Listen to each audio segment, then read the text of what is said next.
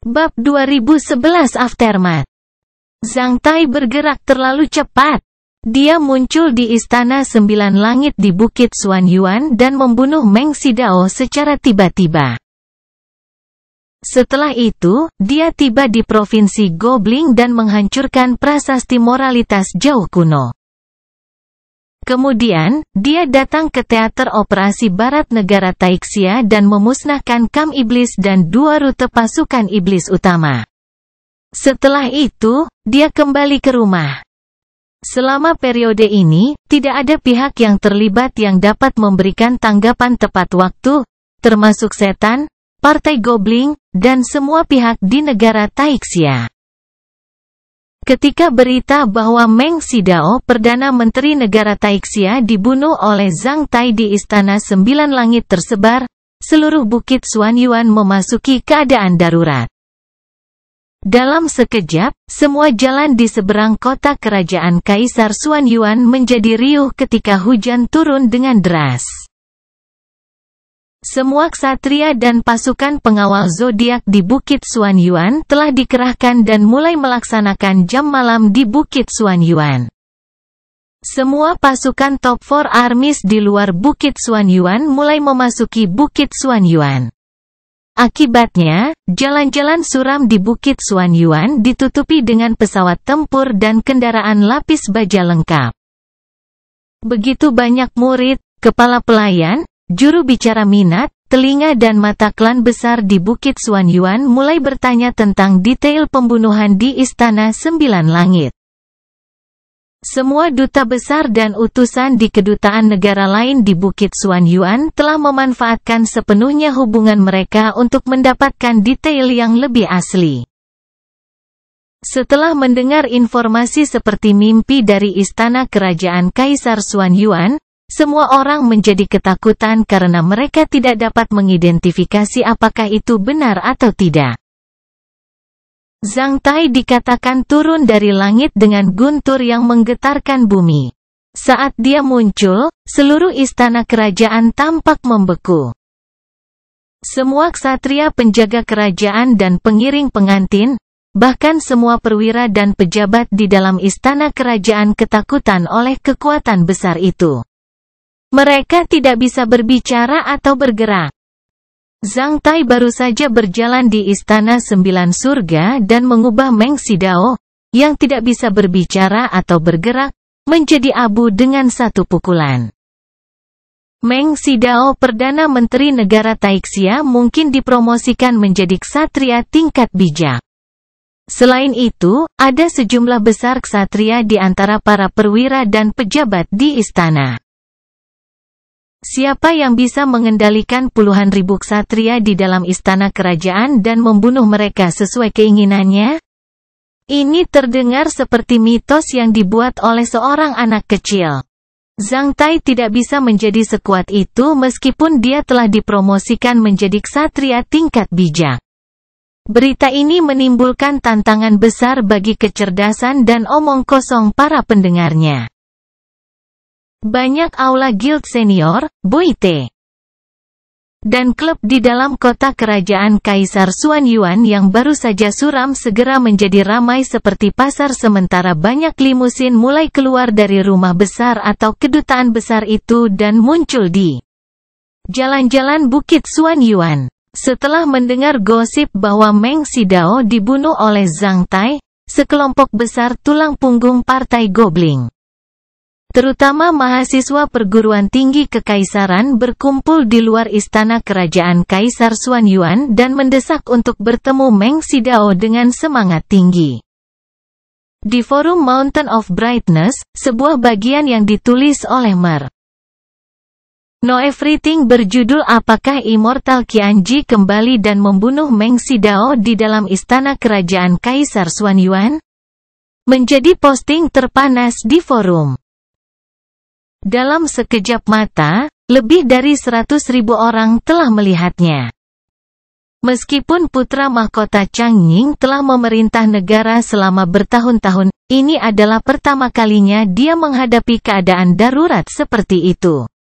Karena itu, dia juga merasa tidak berdaya. Semua perwira dan pejabat masih bertengkar hebat di dalam Istana Sembilan Langit. Lord Meng adalah salah satu dari 3 kanselir tertinggi negara Taixia. Meskipun pria itu adalah Zhang Tai harus dibunuh karena dia melanggar keagungan istana kerajaan di depan umum. Dia tidak ada bedanya dengan setan. Yang mulia, mohon mengeluarkan kejahatan Zhang Tai dan menugaskan orang-orang untuk segera menangkapnya. Beberapa perwira kekaisaran yang telah bergabung dengan Partai Gobling meraung kelelahan di istana dan mendesak untuk menuntut tanggung jawab Zhang Tai. Qianji abadi telah menghilang selama bertahun-tahun. Keberadaannya selalu misterius. Kami tidak yakin apakah pria itu immortal Qianji atau bukan. Mungkin dia disamarkan oleh iblis bayangan. Meskipun dia immortal Qianji, sekarang dia membunuh Meng Xidao saat dia tiba, dia pasti punya alasannya. Beberapa perwira dari 4 pasukan teratas membantah perwira kekaisaran itu dengan lantang.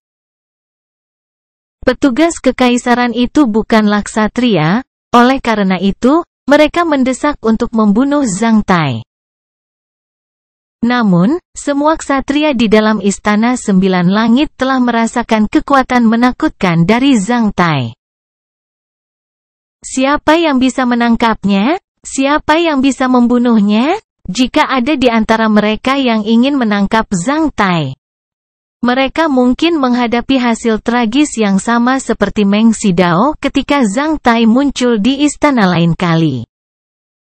Dibandingkan dengan pertengkaran antara sensor kekaisaran dan beberapa perwira, sebagian besar perwira dan pejabat di dalam Istana Sembilan Langit terdiam. Beberapa tampak hikmat, beberapa mata penuh ketakutan, seseorang tampak senang, beberapa sedang bermeditasi. Ada yang sebodoh jangkrik di musim dingin.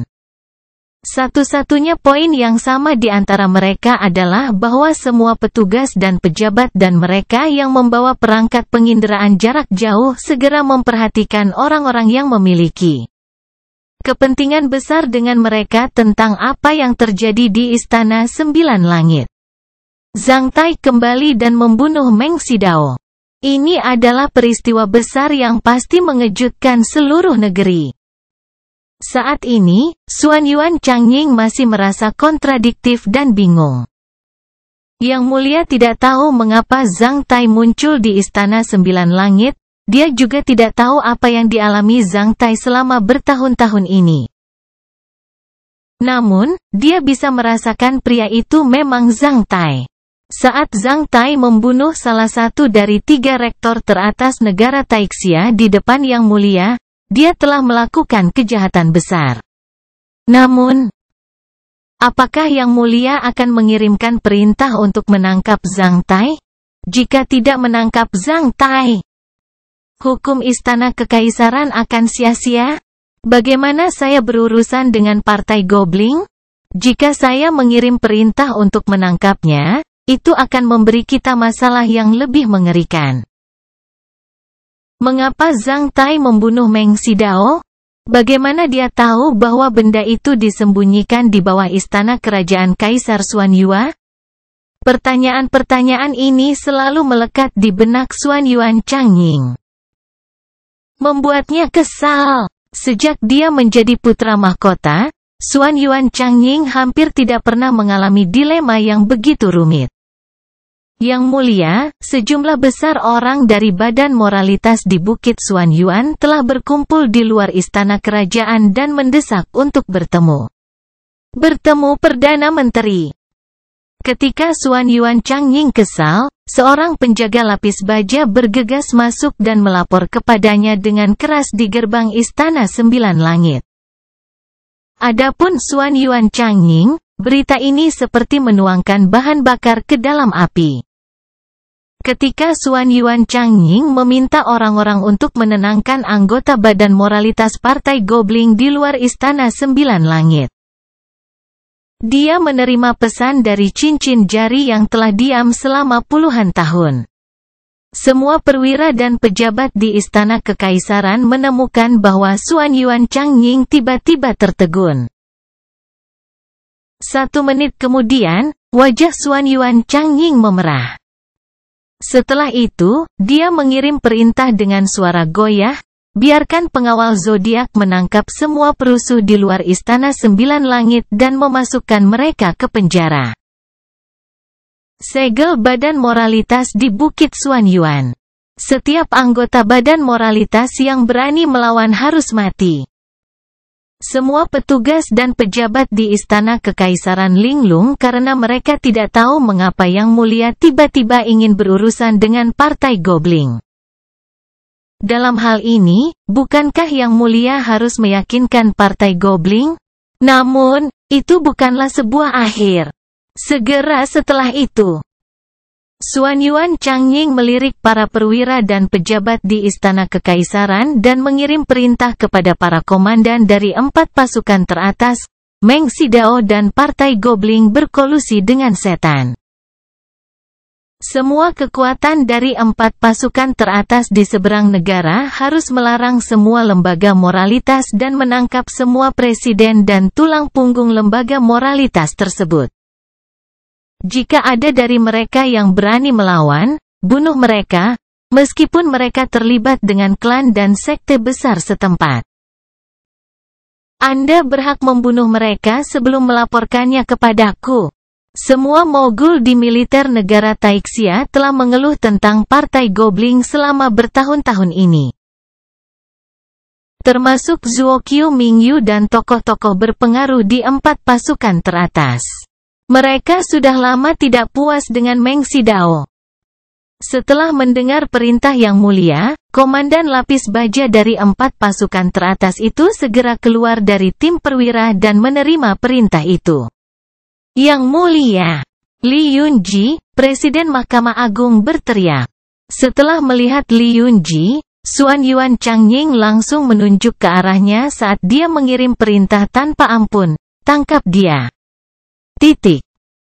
Ketika pembalikan yang begitu tajam terjadi di Istana 9 Langit. Beberapa duta besar dari beberapa negara besar di benua barat berkumpul di ruangan dan bertukar informasi satu sama lain di ruang tamu kecil rahasia sebuah klub di kawasan diplomatik Istana Kaisar. Istana. Peristiwa Zhang Tai membunuh Meng Xidao dengan 1 pukulan di Istana 9 Surga juga menyentuh saraf semua duta besar di negara Taixia. Semua perubahan besar yang terjadi di negara Taixia akan mempengaruhi situasi pertempuran yang dihadapi negara Taixia dalam Perang Suci.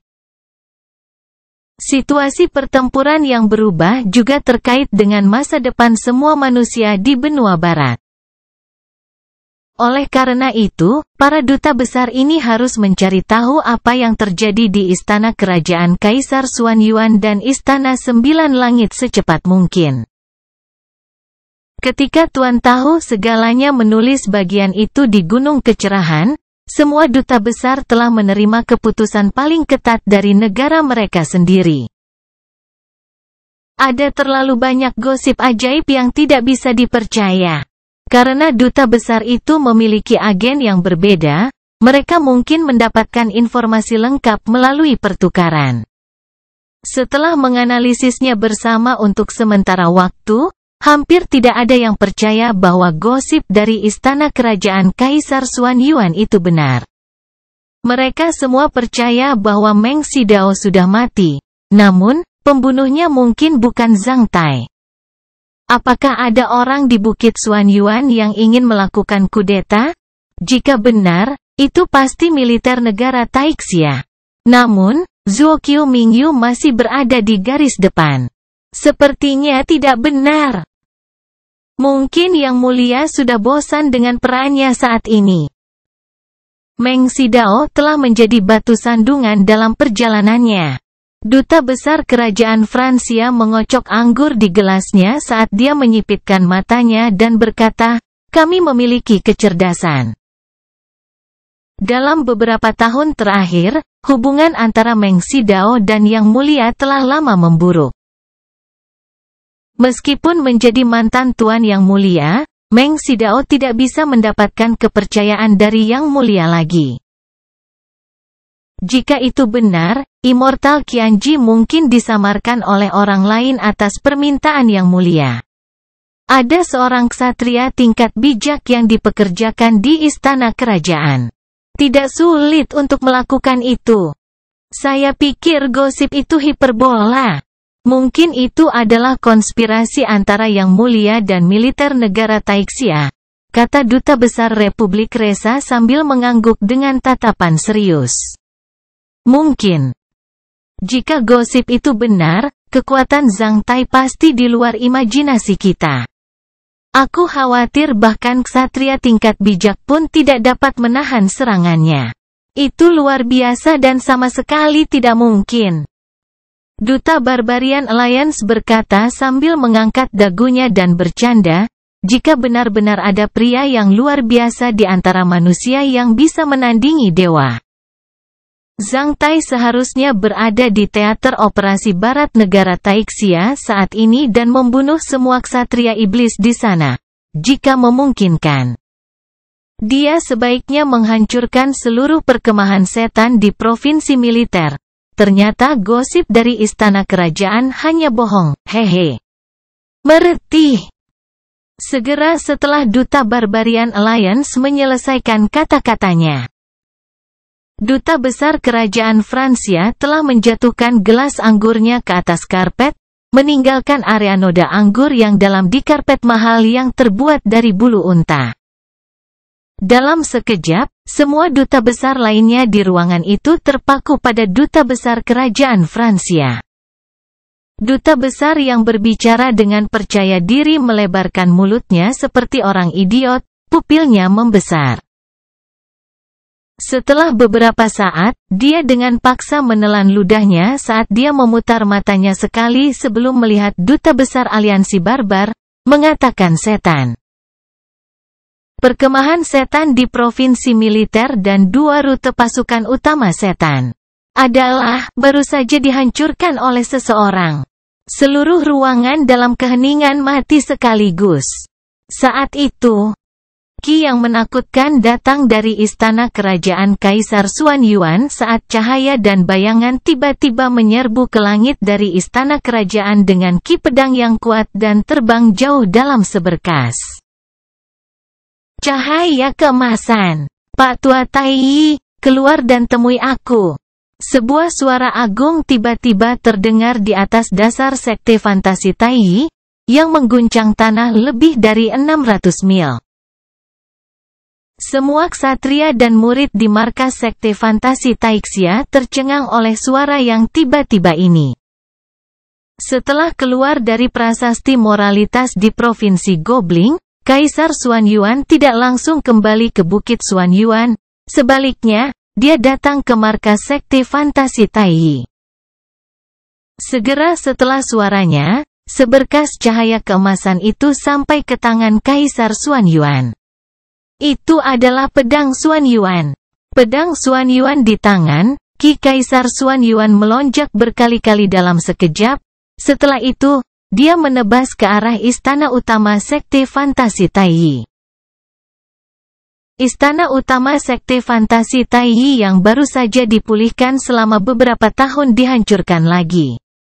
Di rumah Tuan Guangnan di barat daya negara Taixia.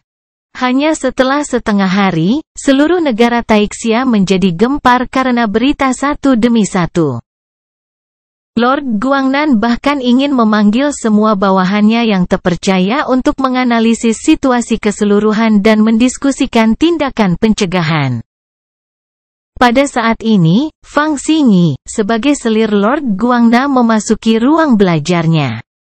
Meskipun saudara laki-laki Tuan Guangnan dan jenderal bawahan ada di sana, Fang Xingyi langsung berlutut di depan Tuan Guangnan dan bersujud kepadanya, mendesak, Tuan, tolong selamatkan Pavilion Qionglo karena saya telah melayani Anda dengan tulus selama bertahun-tahun. Surga dapat diampuni karena kesalahannya, tetapi manusia tidak akan hidup untuk dosa-dosanya. Lord Guangnan menghela nafas sambil menggelengkan kepalanya. Aku hanya bisa menyelamatkanmu. Adapun masa depan Paviliun Qionglo, itu di luar kendaliku. Bab 2012 Perjanjian antara Zhang Tai dan Demon Overlord. Provinsi Lizhu dan Provinsi Xianzhou telah pulih 3 hari yang lalu. Benteng Singa telah memasuki kembali provinsi militer. Situasi keseluruhan yang dihadapi negara Taixia di garis depan baik. Dikatakan bahwa setan di benua barat sudah mulai kembali ke dunia bawah tanah. Sekutu pasukan manusia di benua barat sudah mulai melancarkan serangan balik. Ketika Zhang Gui, budak tua Zhang Tai, melaporkannya kepada Zhang Tai, dia membungkuk dengan sangat hormat. Dia bahkan tidak berani mengangkat kepalanya. Ketika dia tidak menerima balasan apapun dari Zhang Tai, Zhang Gui melanjutkan. Kaisar Xuan Yuan telah mengirimkan undangan kepada presiden negara-negara di benua dan sub-benua tersebut dan bersiap untuk mengadakan konferensi di Bukit Xuan Yuan setelah memulihkan provinsi militer. Mereka ingin untuk bernegosiasi tentang rencana perang secara keseluruhan dan mencoba untuk mengusir semua iblis kembali ke dunia bawah tanah. Mengingat informasi dari Bukit Xuan Yuan, negara Taixia dan benua barat mungkin bersiap untuk bergabung di alam bencana pada akhirnya. 6. Tidak buruk.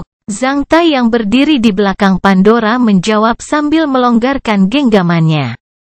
Setelah itu, dia mundur 1 langkah dan melihat garis dan gulungan lukisan yang dia dan Pandora tinggalkan di atas kertas dan mengangguk.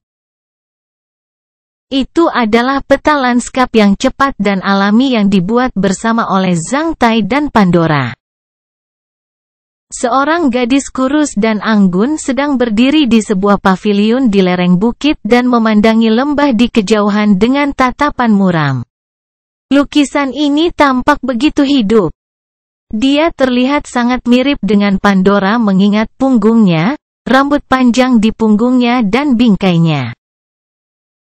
Setelah mereka menyelesaikan lukisan ini, semua wanita lainnya buru-buru berkumpul di sekitar meja dan memuji lukisan itu.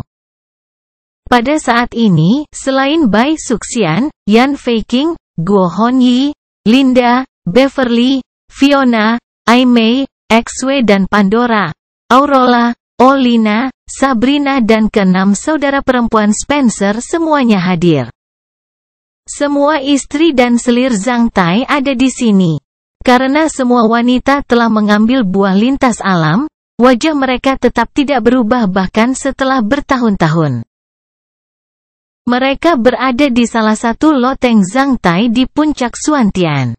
Pada saat ini, selain istri dan selir Zhang Tai yang cantik, hanya Zhang Gui yang ada di sini dan melaporkan sesuatu kepada Zhang Tai. Saat itu sudah bulan Maret, beberapa bulan kemudian setelah kembalinya Zhang Tai. Selama beberapa bulan terakhir, terlalu banyak hal yang terjadi di negara Taixia dan benua barat. Situasi keseluruhan yang dihadapi negara Taixia dalam Perang Suci telah lama berbalik. Sejak dia kembali ke Provinsi Yuzhou, Zhang Tai tidak meninggalkan Provinsi Yuzhou sama sekali selama beberapa bulan terakhir, sebaliknya, dia selalu tinggal bersama keluarganya. Selain hari-hari pertama setelah dia kembali ketika dia bertemu Zhuo Qiumingming, Cheng Honlie dan rombongan tamu lainnya dari Sekte Keberuntungan Surgawi dan Istana Tuan Guangnan. Zhang Tai tidak melihat orang lain. Dia hanya menghabiskan seluruh waktunya untuk keluarganya. Zhang Tai telah menikah dengan Pandora dan membawanya ke Provinsi Yuzhou dari lembah pembantaian setan. Berita bahwa Zhang Tai memilih Pandora di Demon Slaughter Valley telah menyebar ke seluruh negeri. Dengan menantu seperti Zhang Tai, reputasi lembah pembantaian iblis melonjak. Setelah membawa Pandora kembali ke Provinsi Yuzhou, Zhang Tai membawa Aurora, Olina, dan 6 saudara perempuan Spencer kembali ke Provinsi Yuzhou dari hutan belantara es dan salju juga. Adapun Zhang Tai, itu seperti seorang pria yang berpusat pada rumah pergi ke pasar untuk membeli bahan makanan. Dengan kekuatan yang begitu besar, Zhang Tai bisa melindungi manusia dengan melawan iblis. Terkadang, dia menemukan bahwa dia juga dapat melindungi keluarganya dengan kekuatan yang sama dan memungkinkan para wanita ini untuk kembali ke sisinya. Meskipun Zhang Tai sudah lama menjadi kakek, seluruh provinsi Yuzhou sibuk melakukan satu hal: mempersiapkan pernikahan Zhang Tai. Zhang Tai telah berjanji kepada para wanita ini untuk mengadakan upacara pernikahan akbar bagi mereka di provinsi Yuzhou. Dia ingin mereka mengenakan gaun pengantin dan jubah upacara lagi. Zhang Tai merasa seolah-olah dia berutang sesuatu pada mereka, karena mereka memilih untuk tinggal bersama Zhang Tai. Meskipun mereka telah mendapatkan status dan posisi mereka di keluarga Zhang dan sudah melahirkan anak, mereka belum mengadakan upacara pernikahan dan mengenakan gaun pengantin, termasuk Beverly, Fiona, Yan Feiqing dan Bai Suxian. Namun, Zhang Tai selalu merasa kasihan akan hal itu. Oleh karena itu, setelah kembali, dia bertekad untuk mengadakan upacara pernikahan akbar yang belum pernah terjadi sebelumnya untuk para wanita itu untuk memperbaiki semua penyesalan. Zhang Tai masih ingat ekspresi mereka ketika dia mengumpulkan semua wanita dan memberitahu mereka bahwa dia ingin mengadakan upacara pernikahan yang sebenarnya untuk mereka. Lukisan ini masih kekurangan puisi yang sesuai. Ai Mei dan Xue menyarankan serempak saat pikiran mereka bertindak atas pikiran sebagai saudara kembar. Tentu saja, lanskap negara Taixia harus cocok dengan puisi Taixia. Aku tidak pandai puisi Taixia, Feiqing, giliranmu, kata Pandora sambil tersenyum sambil memberikan kuas lukisan itu kepada Yan Feiqing.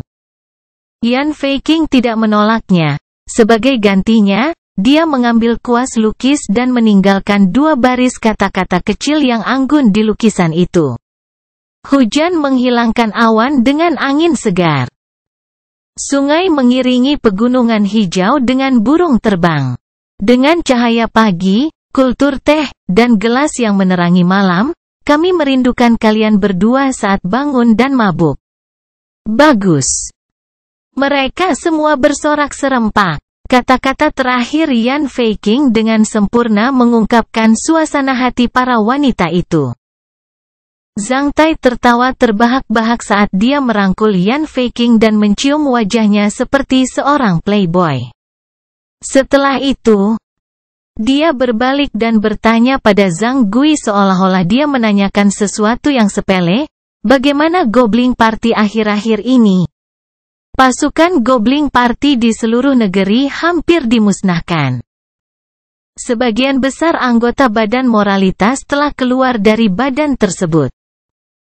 Selain wilayah militer Timur Laut, mantan anggota Badan Moralitas mengungkapkan hal-hal kotor tentang Badan Moralitas kepada publik di mana-mana di seluruh penjuru negara. Karena otoritas lokal menunjukkan belas kasihan pada mereka yang mengakui kesalahan mereka dengan tulus, hanya sedikit orang yang dikirim ke penjara. Hampir semua orang memuji kebaikan yang mulia dan perbuatan benar yang mulia membunuh Meng Xidao, kekuatan jahat besar di negara Taixia. Adapun organisasi seperti Partai Goblin, setelah Meng Xidao terbunuh, prasasti moralitas kuno jauh yang dianggap sebagai pemberat spiritual dari banyak penggemar berat Partai Goblin dibubarkan. Kaisar Xuan Yuan kembali ke negara Taixia dan Meng Xidao itu menjebak Kaisar Xuan Yuan diekspos ke publik, itu pasti akan jatuh dalam sekejap. Tidak ada yang mau terlibat dengannya. Zhang Tai sangat bersyukur atas perbuatan Bukit Xuan Yuan. Sungguh kebaikan yang tak terbatas bagi mereka untuk menghilangkan ancaman tersembunyi dan mengurangi gejolak di seluruh negeri dengan biaya minimal. Untuk analisis terakhir, Alasan banyak rakyat jelata bergabung dengan Partai Gobling adalah karena mereka ingin mendapatkan keuntungan tambahan dari melakukan itu. Bukannya keyakinan mereka atau persyaratan tinggi pada etika mereka sendiri. Padahal banyak orang dari klan besar dan pejabat bergabung dengan Partai Gobling tanpa motif dan tujuan yang lebih mulia. Ada satu hal lagi. Teruskan. Saya mendengar beberapa gosip di Bukit Xuanyuan bahwa ketika manusia di benua timur dan benua barat mengusir setan kembali ke ruang bawah tanah, mereka akan membentuk pasukan sekutu manusia yang terdiri dari 300.000 ksatria manusia. Orang-orang di Bukit Xuanyuan dan Duta Besar Negara di Benua Barat di Bukit Xuanyuan telah diam-diam merilis berita bahwa mereka ingin merekomendasikan Anda sebagai Panglima Pasukan Manusia Sekutu. Mereka berharap pasukan manusia sekutu dapat memasuki dunia bawah tanah dan memusnahkan semua iblis di bawah kepemimpinan yang mulia. Setelah mendengar kata-kata Zhang Gui, tidak ada lagi wanita di ruangan itu yang mengomentari lukisan dan puisi itu lagi. Sebaliknya, mereka semua menyaksikan Zhang Tai dengan mata terbelalak. Zhang Tai kemudian menjawab yang tidak dapat dipahami orang lain sambil menggelengkan kepalanya. Iblis tidak bisa hanya dimusnahkan melalui perang atau pembantaian. Orang-orang itu punya ide yang begitu sederhana. Dalam perjalanan kembali ke negara Taixia dari alam Motian, Zhang Tai telah melakukan perjalanan melintasi sarang iblis di jurang bawah tanah alam elemen bumi. Mereka semua berpikir bahwa iblis berasal dari jurang bawah tanah. Sebenarnya itu tidak sepenuhnya benar. Faktanya, di bawah jurang bawah tanah di Earth Element Realm, ada lautan hitam yang aneh di inti planet ini. Tempat itu terhubung dengan dunia tempat Demon Overlord berada. Meskipun Demon Overlord tidak bisa datang ke dunia ini dari sana, ki dan energi iblis yang kuat bisa mengintip ke lautan iblis hitam dan membiarkan iblis satu demi satu di sana.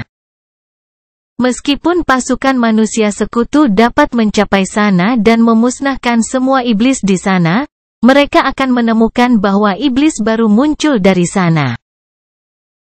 Jika mereka ingin melenyapkan setan, mereka harus membunuh Demon Overlord.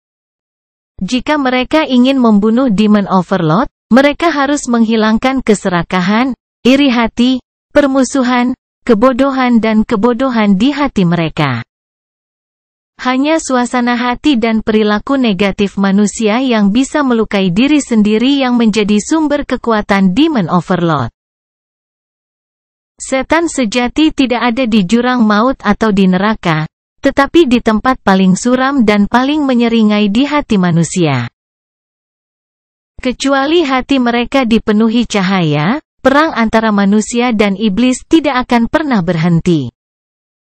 Perang suci yang sebenarnya bukanlah pertempuran antara manusia dan iblis, tetapi antara orang-orang dan kegelapan dan kesuraman jauh di dalam hati setiap orang. Mereka mungkin tidak memahaminya untuk saat ini, Zhang Tai juga tidak ingin menjelaskannya. Mungkin tidak buruk bagi mereka untuk mempertahankan situasi saat ini. Sejak saat itu, manusia akan hidup di atas bumi, setan akan tinggal di bawah tanah. Kedua spesies itu melakukan apapun yang mereka inginkan di wilayah mereka sendiri. Tanpa setan, manusia juga akan bermasalah dengan perang, pembunuhan, kekacauan dan penindasan. Dengan bantuan spesies mengerikan yang selalu menatap mata manusia dengan tamak, mungkin ada lebih sedikit pembunuhan dan perang antara manusia dan tatanan di atas bumi mungkin lebih harmonis. Perang suci mereka mungkin belum berakhir, namun, itu sudah hampir berakhir untuk Zhang Tai. Selama beberapa hari ini, melalui hati yang ditekan di penjara abadi tak terbatas, Zhang Tai telah mencapai kesepakatan rahasia dengan Demon Overlord. Setelah kesepakatan tercapai, Zhang Tai tidak akan lagi melawan iblis yang telah kembali ke dunia bawah tanah, Demon Overlord juga tidak akan membiarkan pasukan iblisnya muncul di atas bumi. Tak satu pun dari kota manusia akan runtuh oleh setan lagi. Selain itu, semua pasukan iblis yang tersisa akan dievakuasi kembali ke dunia bawah tanah. Selama Zhang Tai masih hidup, perjanjian ini akan tetap berlaku dan semua manusia serta kota manusia di atas bumi akan berada di bawah perlindungan Zhang Tai. Perjanjian ini berarti bahwa alam elemen bumi yang luas antara bumi dan jurang tempat tinggal iblis akan menjadi medan perang nyata antara manusia dan iblis di masa depan. Saat mereka semua merenungkan kata-kata Zhang Tai, tiba-tiba mereka mendengar suara mendesak dari luar loteng. Aku punya sesuatu yang penting untuk dilaporkan kepada Penatua Musen. Zhang Tai menyadari bahwa itu adalah suara Tetua Muen. Bab 2013 Seekor semut mencoba mengguncang pohon raksasa. Penatua Musen. Hanya para tetua dan beberapa murid istana Huaiyuan yang masih memanggil Zhang Tai Elder Musen sampai sekarang di seluruh negeri. Namun, Zhang Tai tidak mempermasalahkannya. Selain orang-orang ini, tidak ada orang lain di negara Taixia yang berani memanggil Zhang Tai dengan cara itu, terutama setelah Zhang Tai membunuh Meng Xidao. Menghancurkan prasasti moralitas kuno jauh dan mencapai masa kejayaannya. Kedatangan Tetua Muen mengejutkan Zhang Tai sampai batas tertentu. Menyadari bahwa Tetua Muen sangat mendesak untuk memberikan suaranya, Zhang Tai langsung menyuruh seseorang membawa Tetua Muen ke ruang tamu pavilion suzerain. Ketika Penatua Muen mencapai langit di atas puncak Xuantian, dia langsung dihadang oleh petugas patroli yang dipimpin oleh Zhao Bing, yang merupakan murid Zhang Tai. Oleh karena itu, dia langsung membuka mulutnya di sana dan mentransmisikan suaranya ke pavilion suzerain. Dia berharap untuk mengejutkan Zhang Tai dan bertemu dengan yang terakhir dengan trik ini. Penatua Muen, untuk apa kamu di sini? Zhang Tai bertanya pada Tetua Muen secara lugas saat melihatnya tanpa salam. Dengan tatapan muram, Penatua Muen juga tidak membuang waktu. Namun, setelah mendengar kata-kata pertama Tetua Muen, wajah Zhang Tai langsung berubah suram. Yun Si dalam masalah. Zhang Tai langsung bangkit saat dia bertanya pada Tetua Muen dengan mata berbinar. Apa yang terjadi padanya? 10 hari yang lalu, Yun Si tiba-tiba meninggalkan kota Tiger Embracing dengan alasan tuannya memanggilnya. Semua tetua istana Huaiyuan berpikir bahwa Yun Si akan menerima interogasi dari Mahkamah Agung di Sekte Fantasi Taiyi. Oleh karena itu, kami tidak melakukannya, pikirkan itu. Meskipun Yun Si dibesarkan di Sekte Fantasi Taiyi, dia telah tinggal di istana Huaiyuan di sana dan tidak memiliki hubungan apapun dengan Sekte Fantasi Taiyi. Dia juga tidak terlibat dalam konspirasi bahwa Sekte Fantasi Taiyi memusnahkan Sekte Hutan Belantara Besar dan aliansi kerajaan. Kami pikir Yun Si akan segera kembali. Tanpa diduga, seseorang mengirim barang ini ke gunung merangkul harimau tadi malam dan mendesak untuk memberikannya kepada saya dan para tetua lainnya. Setelah membacanya, kami tidak punya cara lain selain mencari tolong, Penatua Musen. Seperti yang dijelaskan Tetua Muen, dia mengeluarkan sepotong kristal dan memberikannya kepada Zhang Tai. Hanya ksatria tingkat bijak yang bisa meninggalkan film dalam sepotong kristal. Potongan kristal film pertama yang dilihat Zhang Tai berasal dari Fang Qingming. Dengan sedikit kebingungan, Zhang Tai menyuntikkan sedikit energi spiritual ke dalam kristal itu. Dalam sekejap, dia melihat film di ruang belakang yang suram yang lantainya ditutupi dengan lampu merah. Lan Yun Si diam-diam berbaring di tempat tidur berbatu dengan pakaian bagus, seolah tertidur. Dari dekat setelah itu, dia melihat sebuah cermin di angkasa, gambar di cermin itu adalah Pak Tua Taiyi yang terlihat murung. Seperti yang disajikan dari perspektif pertama, selama Pak Tua Taiyi menghadap ke cermin, Zhang Tai juga bisa melihat wajah Pak Tua Taiyi. Dengan sedikit kebencian di wajahnya yang muram, Pak Tua Taiyi di cermin berkata, "Zhang Tai, Lan Yunxi ada di tanganku. Jika kamu ingin bertemu Lan Yunxi, sebaiknya kamu mengikuti pengaturanku." Ahem. Ahem, kata Pak Tua Taiyi dengan wajah muram saat dia terbatuk lemah. "Setelah potongan kristal ini mencapai Istana Huaiyuan, kamu harus pergi ke penginapan perdamaian luas, memerangi kota adil. Prefektur Naga Terbang, Provinsi Cahaya dalam 3 hari. Ada surat di lemari kamar No Surgawi 7. Ikuti perintah di surat itu dulu. Jika kamu tidak melakukan itu, lain kali aku akan meminta orang mengirimimu kepala Lan Yunxi." Segera setelah kata-kata ini, gambar bergerak dalam potongan kristal menjadi gelap. Setelah menyimpan potongan kristal itu, Zhang Tai bertanya pada Tetua Moon dengan tatapan tenang, "Siapa yang mengirimnya ke Istana Huaiyuan?" "Itu adalah bos sebuah penginapan di kota Tiger Embracing. Kami telah memeriksanya. Dia dihipnotis oleh seseorang. Dia baru saja mengirim barang ini ke Istana Huaiyuan tanpa sadar seperti boneka. Dia menerima barang ini dari orang lain 5 hari yang lalu. Namun, itu tidak ingat lagi tampang pria itu. Aku akan menghadapinya. Aku akan mengambil kembali Lan Yunxi.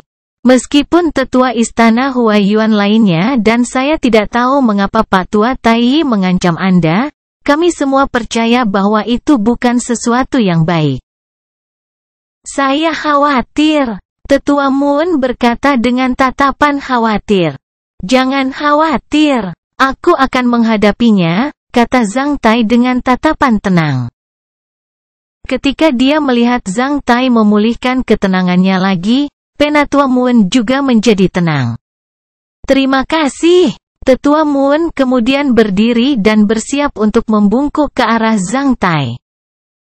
Namun, sebelum dia berhasil, Zhang Tai sudah menghentikannya dengan menarik tangannya. "Penatua Moon, Anda tidak perlu melakukan itu. Saya juga anggota Istana Huaiyuan. Meskipun saya tidak sekarang, saya tidak akan membiarkan Istana Huaiyuan dipermalukan." Setelah peristiwa itu, meskipun Yunxi selalu terlihat berkemauan keras, kita semua tahu bahwa dia patah hati.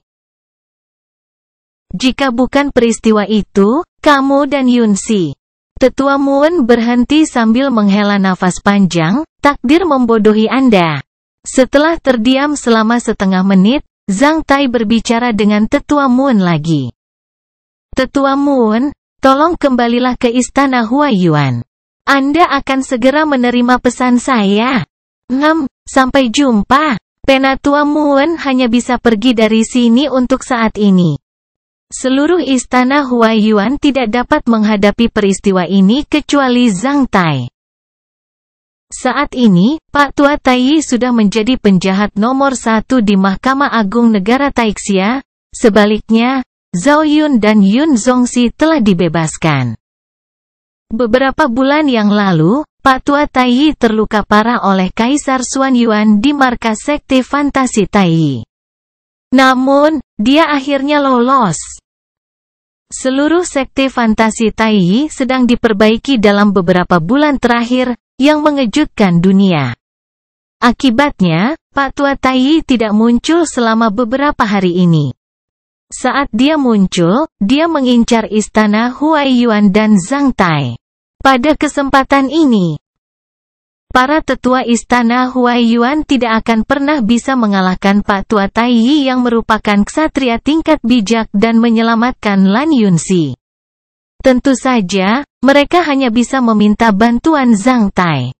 Setelah Tetua Moon pergi dari sana, Zhang Tai kembali ke lotengnya dan memberitahu para wanita itu bahwa dia akan meninggalkan Sekte Naga Besi paling lama selama beberapa hari. Setelah mengucapkan kata-kata singkat ini, Zhang Tai terbang ke langit dengan satu langkah dari pavilion suzerain dan terbang menuju satu tempat dengan kecepatan tinggi. Dia bergerak 60 mil dengan satu langkah. Dalam sekejap mata, dia sudah melihat lautan luas di bawah kakinya. Mengingat arahnya, Zhang Tai tidak pergi ke provinsi cahaya negara Taixia. Sebaliknya, dia meninggalkan negara Taixia menuju benua barat dengan kecepatan tinggi.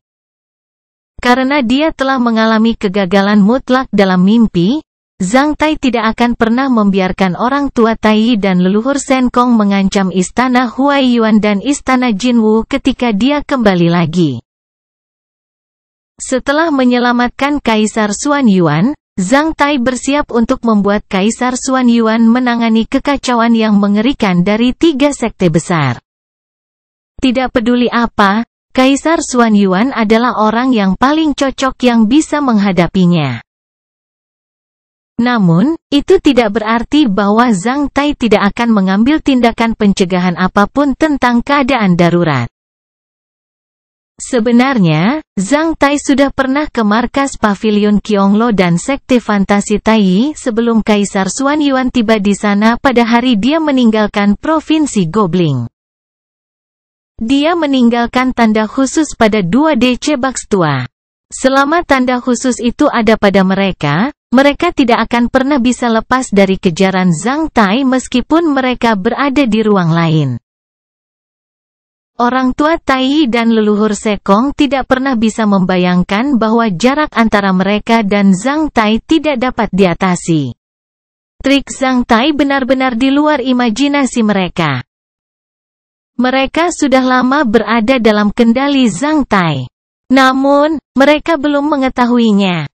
Alasan mengapa Zhang Tai tidak membunuh mereka ketika dia kembali adalah karena dia ingin menyerahkan mereka kepada Kaisar Xuan Yuan dan ingin mengetahui rahasia mereka jika terjadi kasus lain yang belum pernah terjadi sebelumnya. Leluhur Sekong tidak seberuntung Pak Tua Tai.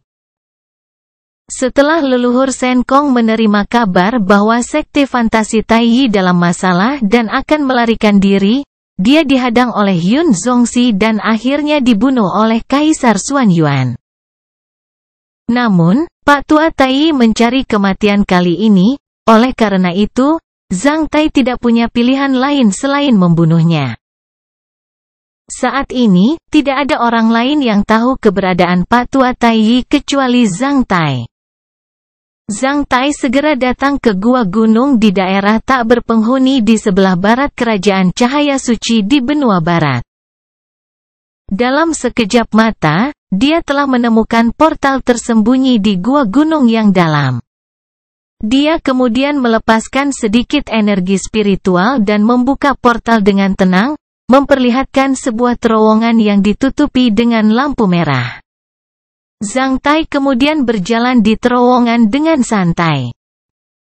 Bab 2014 Cinta dan Benci. Dinding terowongan tertanam dengan lampu neon merah abadi yang sangat langka. Akibatnya, lantai ditutupi dengan cahaya berdarah.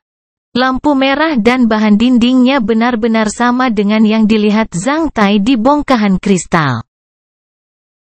Setelah melihat ke tempat yang dalam dari terowongan dengan mata bunga teratainya, Zhang Tai benar-benar diyakinkan sekaligus. Sangat mudah baginya untuk membunuh Pak Tua Tai. Namun, dia takut menyakiti Lan Yunxi. Setelah melihat ke dalam terowongan, Zhang Tai langsung memulihkan ketenangannya. Setelah berbaris ke bawah sejauh ribuan meter di dalam terowongan, Zhang Tai tiba di pintu ruang belakang. Pintu ruang belakang dibuka diam-diam. Hampir pada saat yang sama, Pak Tua Tai membuka matanya dengan takjub saat melihat Zhang Tai masuk. Zhang Tai, Pak Tua Tai berseru dengan tatapan luar biasa. Pada saat ini, tidak ada kata yang bisa menggambarkan suasana hati Pak Tua Tai. Pak Tua Tai tidak pernah bisa membayangkan bahwa Zhang Tai lah yang membuka pintu ruang belakang pada saat itu. Bukankah Zhang Tai seharusnya baru saja menerima kristalku? Mengapa dia ada di sini?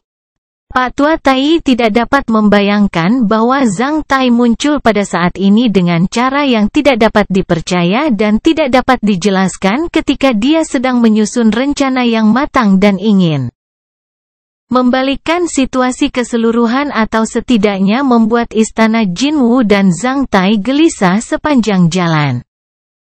Dia tidak percaya bahwa Zhang Tai bisa datang ke rumah sakit jiwa ini jauh dari negara Taixia yang hanya dia yang tahu. Meskipun Pak Tua Tai adalah seorang pria pada masanya, dia juga menjadi tercengang saat ini. Dia bahkan merasa seolah-olah dia mati rasa. Tanpa ekspresi, Zhang Tai berkata, "Maaf. Aku harus membunuhmu lagi. Mengapa Zhang Tai mengatakan bahwa dia harus membunuhku lagi? Sebuah tingkah tiba-tiba muncul pada Pak Tua Tai. Tentu saja, tidak ada yang menjawabnya. Sebelum Pak Tua Tai ingin berjuang untuk melakukan sesuatu, Zhang Tai mengangkat satu jari dan menunjuk ke arahnya dengan santai. Dalam sepersekian detik, dia memblokir ruang di sekitar Pak Tua Tai. Pak Tua Tai membeku dalam sekejap. Dengan mata lebar dan geram, Pak Tua Tai langsung merasakan kekuatan yang tak terlukiskan memasuki dahi tengahnya. Pada saat yang sama, tubuh Pak Tua Tai meledak dan berubah menjadi kabut darah, meninggalkan tanda aneh di kabut darah. Setelah mengambil token itu, Zhang Tai melepaskan api cakranya dan membakar sisa kabut darah Pak Tua Tai, tanpa menyisakan apapun. Pak Tua Tai, yang dulunya terlalu ambisius dan telah memasak begitu banyak acara di negara Taixia, terbunuh di ruang belakang di gua gunung bawah tanah di daerah yang tidak berpenghuni di benua barat dengan tenang seperti daun yang layu dan kuning jatuh dari pohon secara alami dan membusuk. Pada saat ini, semua impian dan konspirasi ambisiusnya musnah. Ada portal lain di ruang belakang ini yang menuju ke tempat lain melalui terowongan rahasia. Setelah membuka portal, Zhang Tai memasuki terowongan. Setelah lebih dari 1000 meter berjalan ke bawah, dia melihat pintu tersembunyi lain yang tertutup dari luar. Zhang Tai lalu mendorongnya hingga terbuka. Ada sebuah ruangan di balik pintu tersembunyi. Seseorang yang selalu muncul dalam mimpi Zhang Tai berdiri di sana, membelakangi pintu. Ada beberapa makanan di atas meja. Namun, dia tidak memakannya sama sekali. Jangan buang waktu untukku. Bahkan jika kamu membunuhku, aku tidak akan pernah bekerja sama denganmu dan menjebak istana Jinwu dan Zhang Tai. Aku akan membalas dendam atas kematian ayahku secara terbuka. Zhang Tai akan mengadakan upacara pernikahannya. Sebelumnya, saya ingin membalaskan dendam ayah saya di hari pernikahannya bahkan dengan mengorbankan nyawa saya. Saya lebih suka dibunuh olehnya. Apakah menurut Anda saya masih peduli dengan hidup saya sendiri hari ini? Setelah mendengar suara dari belakang, Lan Yunxi tidak berbalik. Sebaliknya, dia mendesak dengan nada lemah, sengsara, dan tegas. Setelah diam selama setengah menit, Zhang Tai membuka mulutnya dengan murung, "Apakah kamu masih sangat membenciku?" Setelah mendengar suaranya, Lan Yunxi yang wajahnya menjadi pucat langsung bergetar sekali. Setelah itu, dia perlahan berbalik ketika dia melihat Zhang Tai mengawasinya dari luar pintu dengan tatapan rumit, yang mengandung rasa kasihan. Lan Yunxi tidak akan pernah melupakan ekspresi Zhang Tai selama sisa hidupnya. Tidak ada orang lain yang bisa melihatnya seperti itu. Lan Yunxi gemetar saat dia langsung menangis. Zhang Tai kemudian berjalan menuju Lan Yunxi dengan perlahan. "Pergi." Lan Yunxi memekik saat dia mundur satu langkah. Bersandar ke dinding dengan lemah, dia menunjuk ke pintu dan berseru, Aku tidak butuh belas kasihanmu. Aku tidak butuh bantuanmu. Itu bukan urusanmu bahkan jika aku mati di sini. Keluar dari sini. Keluar dari sini di sini. Seperti yang diharapkan, Zhang Tai tidak keluar dari sana. Sebaliknya, dia berjalan lurus ke depan Lan Yunxi dan memeluknya dengan erat. Sementara itu, dia mencium bibirnya meskipun wajahnya berlinang air mata. Lan Yunxi memukul telapak tangan Zhang Tai dengan paksa. Ki pertempurannya telah dikendalikan oleh Patua Taiyi, oleh karena itu, dia hampir seperti wanita biasa. Meskipun dia telah memulihkan kekuatan tempur penuhnya dan telah dipromosikan menjadi seorang ksatria surgawi, dia tidak akan pernah bisa menghentikan Zhang Tai. 7 bulan kemudian, di suatu hari yang cerah, Zhang Tai mengadakan upacara pernikahannya. Pada hari itu, seluruh provinsi Yuzhou dan negara Taixia secara keseluruhan gempar. Perwakilan dari klan besar, pejabat di negara Taixia dan rumah tangga kerajaan, bangsawan dan utusan khusus dari benua barat dan anak benua telah berkumpul di provinsi Yuzhou. Total ratusan ribu orang. Akibatnya, erbot seperti awan, ksatria itu seperti hujan. Pada hari istimewa, putra mahkota Changying datang ke provinsi Yuzhou dan membawa hadiah Zhang Tai dari Kaisar Xuan Yuan, sepasang cambuk besi yang merupakan benda rahasia perak dan dekret kekaisaran untuk menganugerahkan Zhang Tai sebagai Tuan Qianji. Dengan sepasang cambuk besi ini, Zhang Tai dapat mengalahkan kaisar bodoh dan para perwira serta pejabat yang licik. Tuan Qianji adalah kepala dari semua penguasa lainnya. Sebagai ksatria nomor 1 negara Taixia, Zhang Tai berhak menjadi bupati. Selain itu, pemilik dan tetua dari semua klan Zhang di seberang Zhang Tai tiba pada hari yang sama.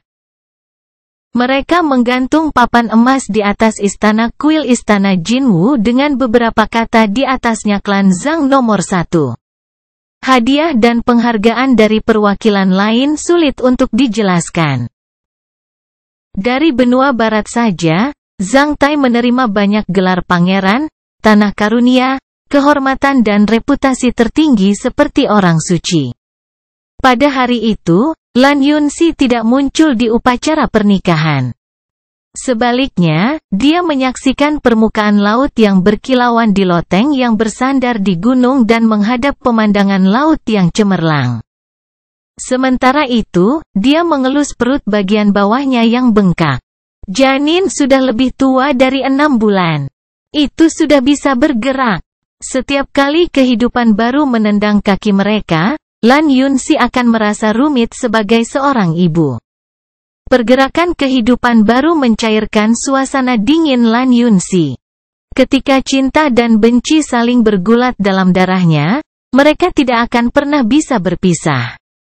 Berkah dari garis keturunan yang kuat membawa kemungkinan tak terbatas ke masa depan kehidupan baru.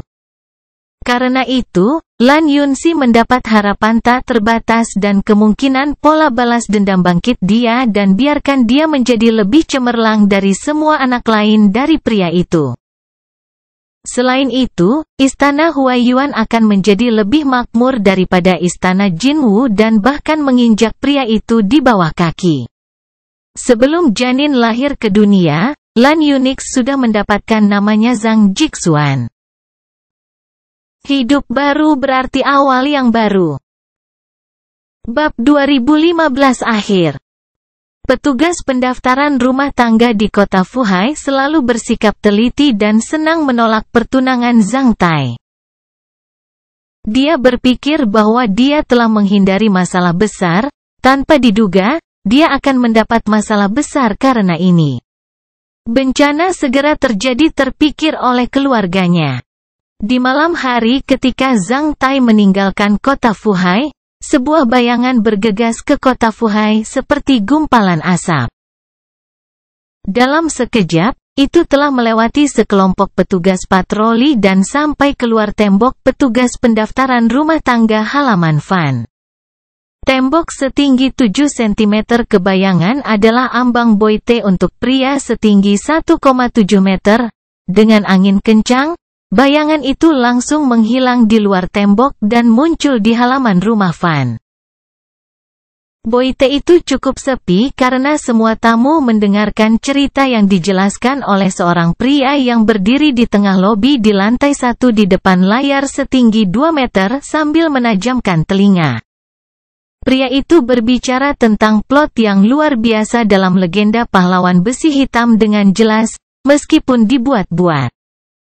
Adapun mereka yang suka mendengarkan cerita, mereka telah mendengarkan plot berikut lebih dari 1 kali. Namun, bahkan plot menarik yang sama pun akan membawa ciri-ciri luar biasa yang berbeda di mulut pendongeng yang berbeda. Oleh karena itu, mereka mendengarkannya dengan saksama karena banyak orang di antara mereka yang menahan napas. Di sebuah kotak di lantai 2 Boite ini, seorang tuan muda berusia 20-an dengan alis tebal dan mata besar dengan pakaian cemerlang sedang menyeruput teh dan mendengarkan penampilan pendongeng dengan penuh minat. 2 pengawal berotot berdiri di belakang tuan muda ini di luar pintu seperti 2 menara besi dengan tangan bersilang. Ketika pendongeng mengatakan bahwa beberapa penjaga rumah Van dipenggal setelah angin dingin bertiup, dia mendengar ledakan. Gemetar sekali karena ketakutan, tuan muda yang tenggelam dalam plot legenda pahlawan besi hitam menemukan bahwa pintu didorong terbuka dari luar. Pada saat yang sama, cangkir tehnya yang setengah penuh disemprotkan ke tangannya, menyebabkan dia menarik napas karena kepanasan. Karena marah, tuan muda itu berbalik dan ingin memarahi pengawalnya. Namun, setelah mendengar kata-kata anak laki-laki berbaju hijau yang mengeluarkan banyak keringat di dahinya, tuan muda itu langsung tertegun. "Tuan muda, toko kelontong baru saja dibuka." "Apa maksudmu? Toko kelontong itu baru saja dibuka?" Tuan muda langsung melupakan air teh panas di tangannya saat dia meraih bocah itu dan melanjutkan, "Kamu yakin?" "Saya yakin." "Tentu saja." Pemuda itu menjawab sambil terengah-engah dan menyeka keringat di dahinya, "Saya sudah menunggu di sana selama setengah bulan. Saya tidak akan pernah melewatkannya. Saya menemukan bahwa itu dibuka sekarang, oleh karena itu, saya buru-buru datang ke sini untuk memberitahu Anda, Tuan Muda." "Ayo pergi." Setelah mendengar kata-kata pemuda itu, Tuan muda itu langsung menjadi bersemangat karena amarahnya tiba-tiba hilang. Dia bahkan tidak lagi mendengarkan legenda itu, sebaliknya, dia menjatuhkan koin emas di atas meja. Mengikuti setelah itu, dia berbalik dan bergegas turun, datang ke jalan, diikuti oleh 2 pengawalnya dan anak laki-laki itu. Tuan muda ini secara khusus datang ke sini untuk toko kelontong di kota Black Hawk. Namun, toko kelontong itu selalu tutup. Itu hanya dibuka 2 kali sebulan. Bos selalu menghilang. Karena itu, dia telah menunggu di sini selama lebih dari setengah bulan. Jalanan ramai dan riuh. Hanya ada 3 atau 4 orang Hua di antara setiap 10 orang. Orang asing dan seragam itu berasal dari benua lain seperti benua barat. Bahkan orang barbar, pertapa, dan perintis dari benua barat dan pejuang hutan wanita dari anak benua dapat terlihat di sini. Kedua sisi jalan penuh dengan merek dalam berbagai bahasa. Selain bahasa Hua, Ibrani dan Slavia yang diterima secara luas di benua barat, bahkan beberapa bahasa langka dapat dilihat di sini. Selain itu, ada banyak sekali barang dan komoditas di toko pinggir jalan itu. Orang hampir bisa menemukan semuanya di sini. Dengan ras, komoditas, dan budaya manusia yang berbeda, jalanan penuh dengan suara-suara aneh. Banyak orang asing dapat dilihat di suatu tempat di negara Taixia seperti Provinsi Guizhou, namun Hanya satu tempat yang dipadati oleh begitu banyak orang asing di satu jalan biasa, yaitu kota Black Hawk di Provinsi Yuzhou. Itu adalah kota Black Hawk di Provinsi Yuzhou, sebuah kota yang dinamai dari sebuah kota di anak benua Wei yang dipenuhi dengan bangunan barat. Kedua kota Black Hawk itu mirip satu sama lain baik dalam infrastruktur maupun rencana blok. Kota ini juga menjadi kota paling menawan dan melegenda di mata orang asing. Pemilik kota itu adalah Barley, seorang pria gemuk yang dicintai sekaligus dibenci orang. Barley dan saudara laki-lakinya yang terkenal lah yang memerintah kota ini. Yang membuat kota ini terkenal di kalangan manusia adalah pahlawan dalam legenda pahlawan besi hitam.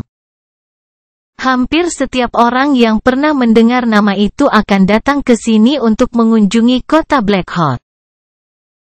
Pada tahun ke-928 kalender besi hitam, hampir semua iblis telah diusir kembali ke ruang bawah tanah dari permukaan bumi benua dan subbenua tersebut. Dikatakan bahwa ksatria manusia masih melawan iblis di alam elemen bumi dan mendesak agar perang suci belum berakhir sampai sekarang, namun, di mata banyak orang, perang suci hampir berakhir ketika semua iblis diusir kembali ke ruang bawah tanah. Saat itu tanggal 5 April tahun ke-941 kalender besi hitam. Provinsi Yuzhou berada di periode antara musim semi dan musim panas dan penuh semangat. Tuan muda, anak laki-laki, dan dua pengawal itu membutuhkan waktu setengah jam untuk sampai ke jalur yang terhubung ke jalan yang tidak ramai atau jauh di dekat stasiun kereta api kota Black Hawk. Itu adalah pasar loak yang riuh dan spontan tidak jauh dari jalan kecil. Jalan itu penuh sesak dengan orang-orang yang meninggalkan stasiun kereta api. Di tempat biasa di sudut jalan, toko kelontong yang telah ditunggu tuan muda selama setengah bulan akhirnya dibuka. Menonton toko kelontong, tuan muda menghela nafas berat. Dia kemudian melambat sehingga membuat dirinya terlihat tenang. Kemudian, dia berjalan menuju toko kelontong itu bersama para pengikutnya. Seorang pria paruh baya dengan sandal yang terlihat sangat kasar sedang berbaring di kursi selempang dengan mata tertutup saat kaosnya setengah terbuka. Berendam di bawah sinar matahari dan mengayunkan kursi selempangnya, dia terlihat sangat bahagia. Tidak diragukan lagi, pria paruh baya yang kasar ini adalah pemilik toko kelontong ini. Semua komoditas dijual dengan harga pasar. Tidak ada kredit yang diberikan, kata laki-laki tegar kasar itu sambil berbaring di kursi selempang, matanya terpejam. Menghadap tuan muda yang akan datang dan tiga tamu lainnya, dia hanya menyipitkan matanya. Setelah melirik mereka, dia menutup matanya lagi. Dia bahkan tidak bangun sama sekali. Tuan muda tetap diam. Setelah memasuki toko bahan makanan, dia mulai melihat-lihat dengan santai. Toko kelontong hanya mencakup sekitar 70 meter persegi. Itu berisi semua jenis barang, termasuk kristal, obat-obatan dan peralatan tingkat rendah biasa dan peta untuk eksplorasi, Setelah berpura-pura melihat-lihat dengan santai, tuan muda mengambil 3 kristal yang bernilai sekitar 15 koin emas. Setelah itu, dia berjalan ke pojok toko kelontong dan diam-diam melihat barang-barang di pojok. Ada lemari besi mentah setinggi 1 meter di sana. Sudah berkarat. Sebuah piring tergantung di lemari, yang bertuliskan mereka yang menghabiskan lebih dari 10 koin emas dapat menikmati biji emas yang beruntung secara gratis. Di mata orang dalam, yang disebut biji emas keberuntungan hanyalah tipuan yang digunakan untuk menipu orang bodoh. Meskipun barang-barang di kabinet itu memancarkan cahaya keemasan, itu hanyalah pirit murahan. Itu pasti metode promosi yang sangat buruk jika memang demikian. Setelah menghabiskan 10 koin emas, seseorang hanya bisa mendapatkan pirit yang bernilai 10 koin tembaga aneh sebagai hadiah, bahkan orang bodoh pun tidak akan tertipu. Mungkin ini yang menjelaskan kenapa bisnis sembako ini begitu kendur. Namun, mata tuan muda itu bersinar saat melihat pirit murahan itu. Tahun lalu, sepupunya yang jujur, U200 beda sederhana membeli sesuatu dari toko bahan makanan ini dan memperoleh pirit sebagai hadiah. Tanpa diduga, 1 bulan yang lalu, ketika pirit yang diambil sebagai penindih kertas dalam penelitian jatuh ke tanah dan pecah, sebuah butiran nano meluncur keluar darinya. Itu adalah manik nano, peralatan teleportasi luar angkasa, juga benda rahasia perak. Akibatnya, sepupunya benar-benar tercengang oleh pai daging besar yang tiba-tiba jatuh dari langit. Acara ini seharusnya dirahasiakan. Setelah mendapatkan manik nano itu, sepupunya selalu merahasiakannya. Belum lama berselang sepupunya membeberkan rahasia itu kepadanya saat sedang mabuk. Setelah mendengar berita ini, tuan muda merahasiakan sepupunya. Sementara itu, dia sangat mengagumi sepupunya. Oleh karena itu, dia tidak dapat menahan diri untuk datang ke toko bahan makanan ini dan melihat ke dalam. Toko kelontong ini terlihat biasa saja. Beberapa komoditas bahkan dihargai tinggi. Bosnya adalah pria parubaya yang kasar, yang sama sekali tidak terlihat istimewa. Tampaknya bos ini tidak mengetahui keberadaan manik nano di antara pirit itu. Kalau tidak, dia mungkin tidak lagi memberikan pirit itu kepada orang-orang. Bos, tuan muda saya ingin membeli 3 kristal, ini 15 koin emas.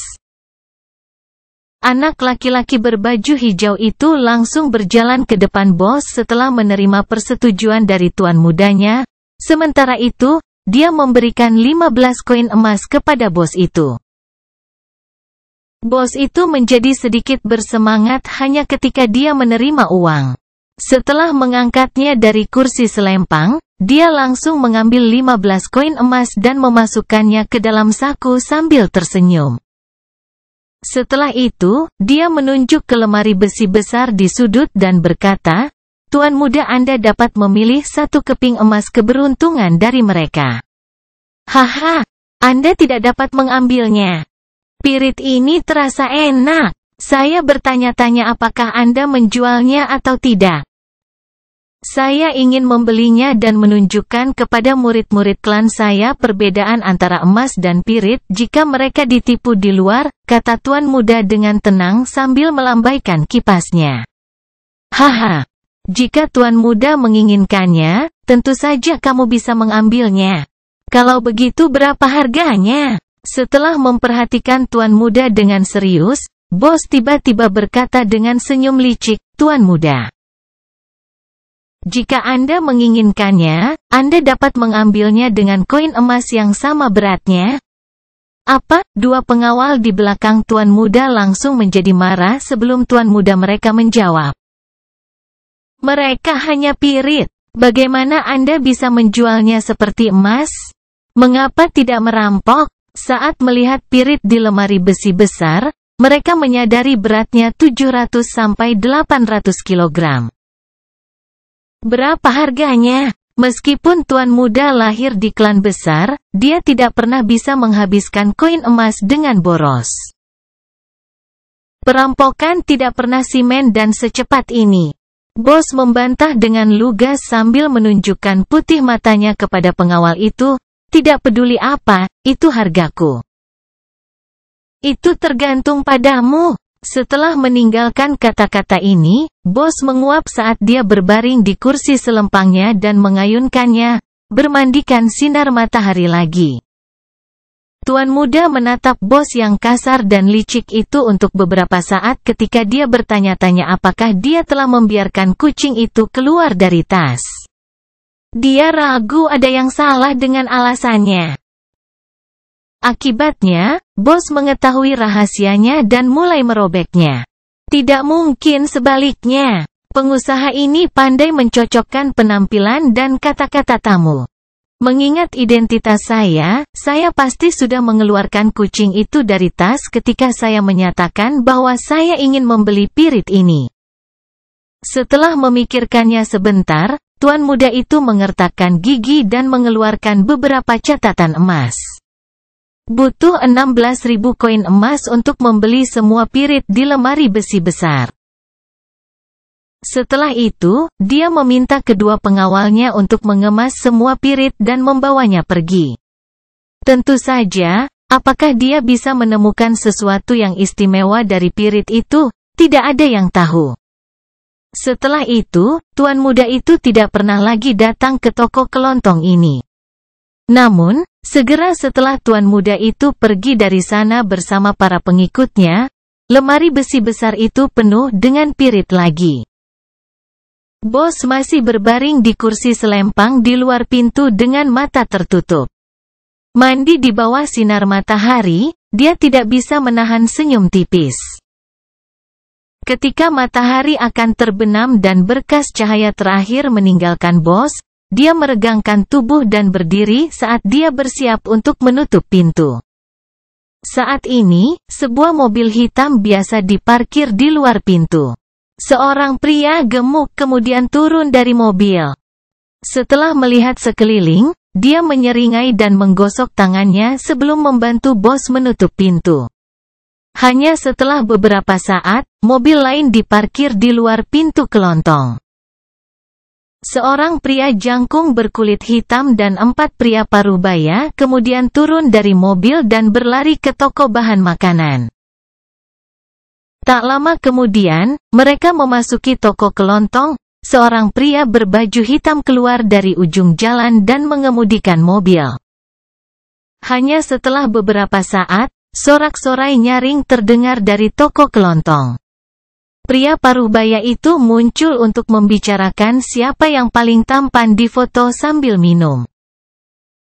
Baghdad, kamu hanya memamerkan otot dadamu. Kamu kuat, tapi kamu tidak setampan aku. Lester, lihat rambutmu yang berkilau, kamu terlihat seperti mucikari di rumah bordil. Lupakan saja, Sarwin, lihat senyummu yang selalu naif, jangan berpartisipasi dalam topik dewasa seperti itu. Adapun 2 dari mereka, karena alasan yang diketahui semua orang, mereka tidak mengungkapkan pandangan mereka saat ini. Dan laki-laki yang menunjukkan jari V itu, tahukah kamu? Saat aku melihat posemu, aku selalu merasa malu padamu. Aku bahkan ingin studio foto membersihkan pose itu. Dengan pose canggungmu, level kita persaudaraan langsung menurun drastis. Pernahkah Anda melihat sosok besar menggunakan jari V saat mengambil foto? Dan bocah berambut hitam itu, aku ingat dia belum disunat saat itu. Itu adalah foto yang dihormati waktu dalam bingkai foto. Setelah mabuk, pria parubaya itu melepas bingkai foto dari dinding dan meletakkannya di atas meja yang penuh dengan piring dan minuman. Kemudian, mereka mulai menontonnya, menyebarkannya dan mengomentarinya. Foto itu selalu kekuningan. 7 anak muda yang terangsang berdiri berbaris di foto. Baghdad sedang menyilangkan tangannya di sisi paling kiri, dadanya terbuka. Rambut Lester berkilau dan tampak dewasa. Sarwin tersenyum malu. Doug menyeringai sambil melingkarkan satu lengan di leher Barley yang gemuk. Barley terlihat sedikit sedih, namun dia masih berpura-pura tersenyum. Hista membuat pose jari V. Berdiri di sisi paling kanan, Zhang Tai tampak agak tertekan dan membeku.